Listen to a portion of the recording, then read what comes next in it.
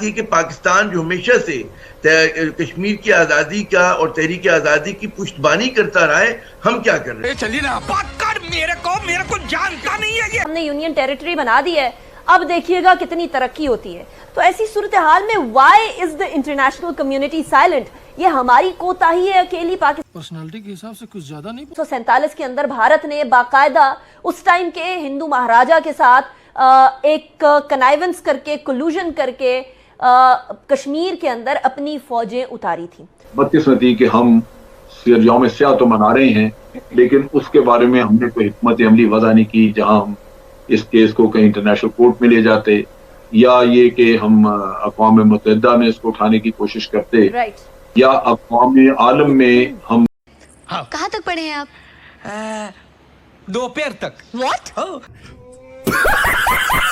1947 के अंदर भारत ने बाकायदा उस टाइम के हिंदू महाराजा के साथ एक कनाइवेंस करके, कोलूजन करके कश्मीर के अंदर अपनी फौजें उतारी थी। 32 थी कि हम यौम स्याह तो मना रहे हैं, लेकिन उसके बारे में हमने कोई हिकमत अमली वज़ा नहीं की जहां हम इस केस को कहीं इंटरनेशनल कोर्ट में ले जाते, या ये कि हम अक़वाम मुत्तहिदा में इसको उठाने की कोशिश करते, या अक़वाम आलम में हम इस चीज को उछालते ताकि वहां पे इसके बारे में जानकारी बढ़ती।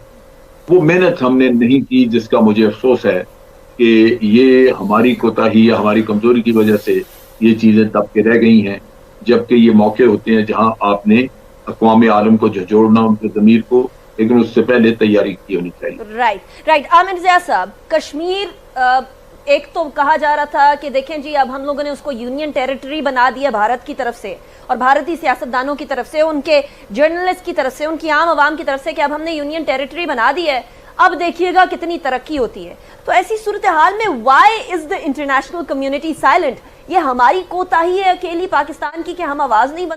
देखिए, पहली बात तो ये नहीं कहा कि यूनियन टेरिटरी बनाने का मकसद जो है भारत का या भारत की इंतहा पसंद हुकूमत का, वो कश्मीर और कश्मीरी अवाम की तरक्की और खुशहाली नहीं है, बल्कि अपने कब्जे को ज्यादा मजबूत और मुस्तहकम करना है। तो ये बात तो जाहिर है कि जब वो यही उनकी सियासत है, तो ये बिल्कुल एक तवक्को या शिकायत मेरे ख्याल में हमें करनी नहीं चाहिए, क्योंकि दुश्मन तो वही करेगा जो उसे करना है। अब आपने जो ज्यादा अहम सवाल उठाया कि जी हमें क्या करना चाहिए, दुश्मन तो अपने हिकमत अमली पे अमल भी कर रहा है, उसके पास वो कहते हैं वार पर वार किए जा रहे हैं, हम लोग क्या कर रहे हैं? जाहिर है एक तरफ बड़ा अच्छी तरह जनरल अमजद शुएब साहब ने तारीखी पस मंजर पर रोशनी डाली। असल बात यह कि पाकिस्तान जो हमेशा से कश्मीर की आज़ादी का और तहरीक आज़ादी की पुष्टबानी करता रहा है, हम क्या कर रहे हैं? आपने अपने इब्तदाई कलमात में प्रोग्राम की जो मंजरकशी की पाकिस्तान की सियासत के हवाले से, उसमें हमें समझना ही चाहिए कि एक ऐसा पाकिस्तान जो अदम इस्तेकाम का शिकार हो, जो माशी तौर पर कमजोर हो, और जहां पर हुकूमत और हिज़्ब इख्तिलाफ में सिर्फ फटोल हो रही हो, वो कभी भी कश्मीर के कॉज को आगे नहीं बढ़ा सकता। हमें सबसे ज्यादा जरूरत इस बात की कि सिर्फ एक मजबूत मुस्तहकम पाकिस्तान ही कश्मीर का मुकदमा लड़ सकता है, चाहे वो बैन अल-अक़वामी सतह पर हो, डिप्लोमेटिक फ्रंट हो, या फिर अगर हमें अमली इक़दाम करने हों।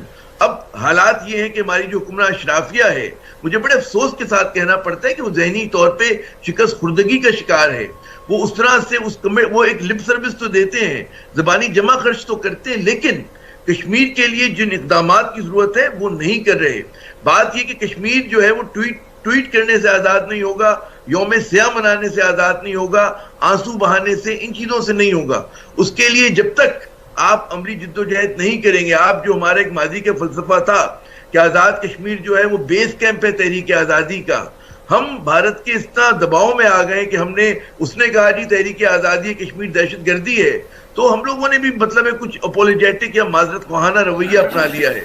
जब तक पाकिस्तान जो है मजबूती से नहीं आएगा, हमें अपने कॉज पर यकीन होना चाहिए कि हम सही हैं, और फिर दुनिया हमारे साथ हो या दुनिया हमारे खिलाफ हो, हमें कश्मीरियों की मदद करनी चाहिए। जब तक हम अपनी मदद नहीं करेंगे, दुनिया आपकी मदद को नहीं आएगी। मैं आखिर में सिर्फ एक जुमला कहूंगा, वो हमारा अजीम दोस्त मुल्क है चीन, उसके चेयरमैन माओ का बड़ा तारीखी जुमला है। वो कहते हैं कि जी find your enemies the friends will come. एक बार आप दुश्मन को गले से पकड़ लें तो दोस्त आ जाते हैं।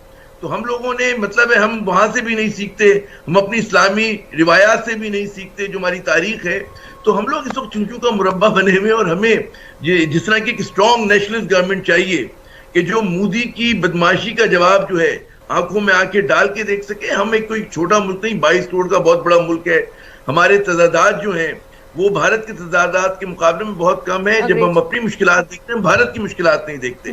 तो हमारा लॉस्ट केस नहीं है। हमें सिर्फ एक कहते हैं एक ऐसी हुकूमत की जरूरत है, ऐसी क़यादत की जरूरत है जो हिम्मत दिखाए। अवाम भी साथ होंगे और कश्मीरी भी साथ होंगे। जी वेरी ट्रू आमिर साहब।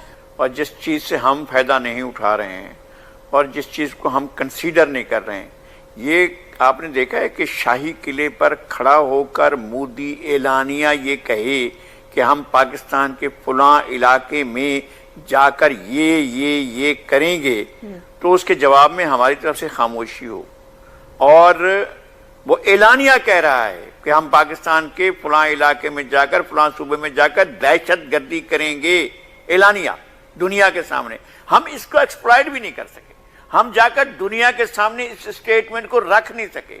हम जाकर लोगों को बता नहीं सके भाई एक मुल्क का सिटिंग वजीर आजम एलानिया दूसरे मुल्क के अंदर दाखिली अमली मुसल्ला मुदाखलत की बात कर रहा है और उसको प्रमोट कर रहा है। हम इस बात को दुनिया को समझा ही नहीं सके, दुनिया को एक्सप्लेन नहीं कर सके। हम अपना केस लेकर पूरी दुनिया के सामने उसको आगाह नहीं कर सके। जनरल असेंबली में एक तकरीर आपका मसला हल नहीं करती है। जहां जहां आप लिप सर्विसेज करते हैं वो उतनी ही रहती हैं जितनी आपकी नीयत में होता है, जितना आपके इंटेंशन में होता है, उससे ज्यादा नहीं करते हैं। अगर आपका इंटेंशन हाजिरी लगवाना है तो हाजिरी ही समझी जाएगी, इससे बढ़कर कोई और चीज नहीं समझी जाएगी। अगर आपका ये नियत आज हो जाए, आज इस लम्हे में हो जाए कि जी हमने कश्मीर को आजाद कराना है, तो दुनिया की कोई ताकत आपको इस अमल से नहीं रोक सकती है। ऐसे मुतालबात हैं जिनको हम नहीं मान सकते। आपको याद है ये वही वजीर आजम है जो कि कोयटा के अंदर वो जो हजारा बरादरी का मामला हुआ था उसके ऊपर उन्होंने कहा था मैं ब्लैकमेल नहीं होऊंगा। तो फिर ये तो फिर मामला ही अलग है, यहाँ तो ब्लैकमेल होने का सवाल ही पैदा नहीं होता। क्या होने जा रहा है आने वाले कुछ दिनों के अंदर आपकी नजर में, स्पेशली एट अ टाइम जहां बाकी सियासी जमातें, ऑपोजिशन जमातें जिनको एटलीस्ट इस मामले के ऊपर हुकूमत के साथ होना चाहिए वो भी बैक नहीं कर रही? बिल्कुल दुरुस्त आपने कहा कि जो हमारे यहाँ सियासी मौका परस्ती है जिसका इजहार मुश्किल कहते हैं मुख्तलिफ सूरतों में होता है कि जनाब एक जस्ट कॉज है हुकूमत का और इस मामले पे हुकूमत की हिमायत करनी चाहिए। वहां पे छोटे छोटे मतलब है अपने ऑब्जेक्टिव्स के लिए आप देखते हैं कि आप उन लोगों को हिमायत करते हैं कि जो नुकसानदेह होंगी रियासत पाकिस्तान के लिए। बात हुकूमत की नहीं हो रही। ये जो शेख रशीद साहब का आया ना कि जी हम फ्रांसीसी सफीर को नहीं निकालेंगे, ये कैटेगोरिक ऐलान जो है बहुत पहले आ जाना चाहिए था। बात ये होती है कि ये जो कोई भी मजहबी जमात या सियासी जमात जो है वो फॉरेन रिलेशंस को इस तरह से डिक्टेट नहीं कर सकती। मैं अमजद शुएब साहब की बात को आगे बढ़ाऊंगा कि जनाब अगर मसला है तो ये आलम इस्लाम का मसला है। दुनिया के किसी और 50 से ज्यादा मुस्लिम ममालिक हैं, कहीं पर हम नहीं देख रहे किस तरह का तमाशा बना हुआ हो। सिर्फ यहाँ पर क्योंकि हमारी रियासत की रिट कमजोर है, हमारी रियासत ब्रिटल है और हम लोग जो है बाज़-औक़ात इस किस्म के ग्रोहों के साथ उनको अपीजमेंट की तरफ जाते हैं, उनको मतलब है उनके सामने कंसीड करते ग्राउंड, तो आपके सामने फैलते चले जाते हैं। अगर एक बार रियासत ये तय कर ले, और हमने माजी में करके देखा है कि आपने देखा होगा कि पूरे फाटा को हम लोगों ने साफ किया है पाकिस्तानी सिक्योरिटी फोर्सेस ने, और वो इससे कहीं बड़ा चैलेंज था। दहशतगर्दी का वो अलकायदा भी था उसमें टीटीपी भी था, उसमें और रॉ की एजेंसीज भी थी और पता नहीं क्या क्या एनडीएस भी था। सब में एक मलहूबा था जिसको पाकिस्तान ने साफ किया, झाड़ू फेरी। तो फिर इनकी कोई औकात नहीं। लेकिन एक मरतबा बात की थी पॉलिटिकल विल की, और पॉलिटिकल विल ये होनी चाहिए कि जनाब कहते हैं किसी भी रियासत में मोनोपोली ऑफ वायलेंस जो है